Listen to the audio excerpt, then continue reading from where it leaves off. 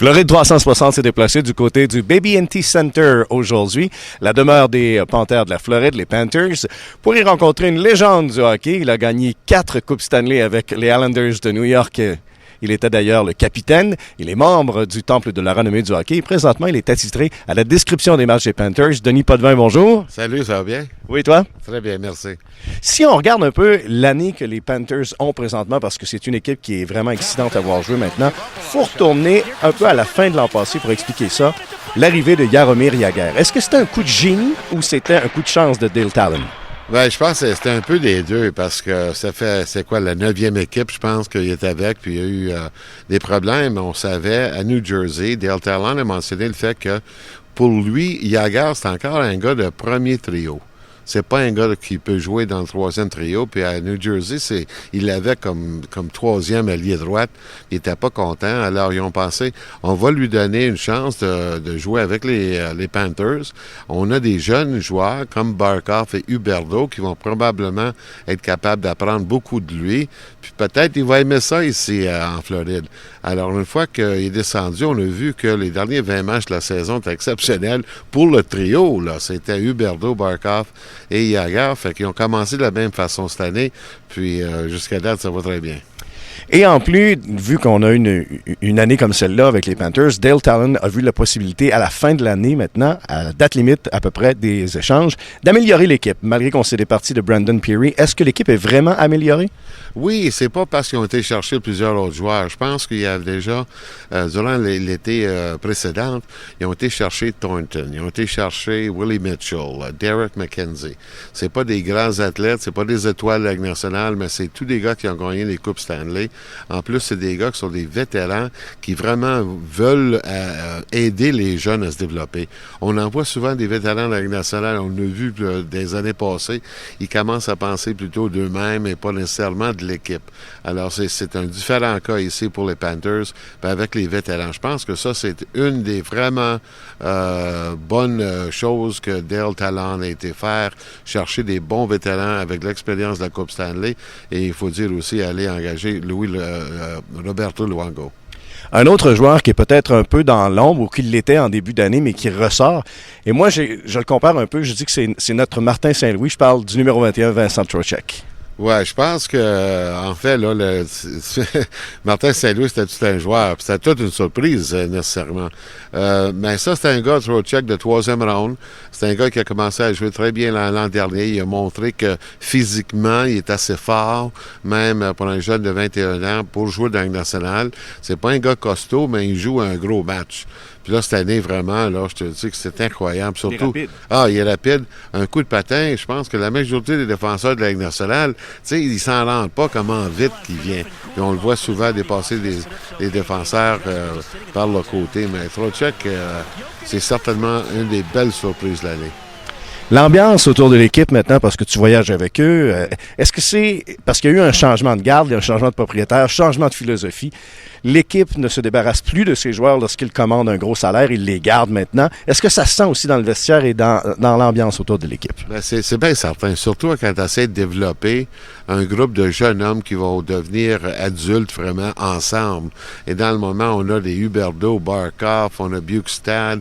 Tous ces gars-là sont à peu près 20, 21 ans, Ekblad, la défense. Là, une fois qu'ils arrivent à 25 ans, c'est là que ça va être une équipe un peu comme on voit à Los Angeles, à Chicago, des équipes qui sont matures, mais encore, leurs meilleurs joueurs sont jeunes. Et c'est certainement qu'est-ce qu'on voit se développer. Le gros changement, ça a été les propriétaires. Comme tu as mentionné, les anciens propriétaires, c'était pas des gars avec beaucoup d'argent, il n'y avait pas des gros sous. Alors, aussitôt qu'on avait un Barkov qui se développait à un certain niveau, on le laissait aller, on l'échangeait, on faisait de quoi pour sauver des sous. Les nouveaux propriétaires ont déjà signé Barkov pour 6 ans, Bukestad pour 6 ans. On le sait qu'Huberdeau va être signé long terme cette année et même chose pour Ekblad. Alors, ils vont garder leurs jeunes joueurs pour développer vraiment une équipe qui peut gagner pour longtemps. Et c'est ce que ça prenait ici en Floride, parce que j'ai toujours dit que les amateurs de sport en Floride sont des amateurs de gagne.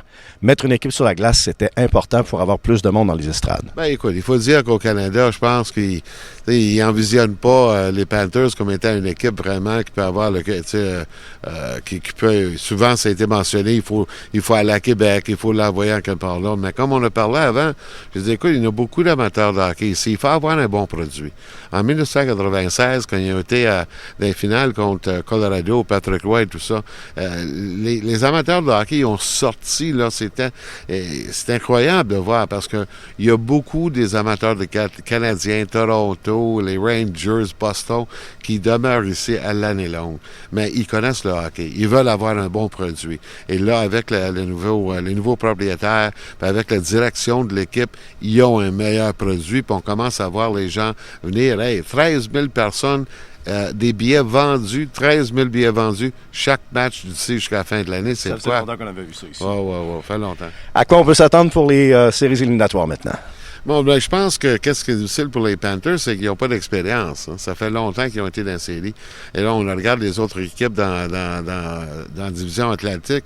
Puis, on voit Tampa Bay, évidemment, on voit Boston, on voit Détroit. C'est toutes des équipes avec des joueurs qui ont survécu les séries il y a longtemps. Alors, ça va être intéressant de voir comment que ça va aller. On pourrait certainement rencontrer Boston en première ronde, certainement rencontrer Tampa Bay. Mais ça, c'est à voir qu'est-ce qu'il va y avoir. Je pense que notre équipe sont prêtes à surprendre. Il faut avoir Roberto Luongo jouer son meilleur. Mais une autre chose qu'on a eu cette année, c'est avec Montoya comme deuxième gardien. Lui, il a eu vraiment une très bonne saison. Il s'est amélioré grandement. Surtout le fait qu'il a joué des matchs, on pourrait dire des matchs difficiles, une fois qu'on voyage beaucoup. Mais il a joué, sa saison était extraordinaire d'après moi. Denis, je ne peux pas te laisser aller sans qu'on parle justement de ce gros building de 400 millions qui a été construit à Québec et qui n'a pas d'équipe encore dedans. Est-ce que tu y crois à un retour des Nordiques à Québec? Bien, certainement. Personnellement, je ne voulais pas que ce soit les Panthers.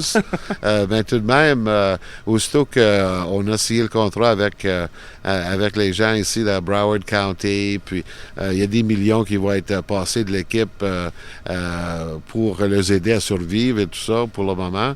On a su que c'était pas pour être une équipe qui était pour aller à Québec. Alors immédiatement, j'ai dit, on va parler aux Islanders. Peut-être dans une couple d'années, ils vont vouloir déménager. Mais moi, j'espère de voir une équipe dans le futur, certainement à Québec. C'est un marché qui est excellent pour le hockey, comme on le sait. Denis Potvin, merci beaucoup. Alors, si vous voulez avoir des séries excitantes, les Québécois, vous devrez vous tourner du côté du BB&T Center. Et bien voilà,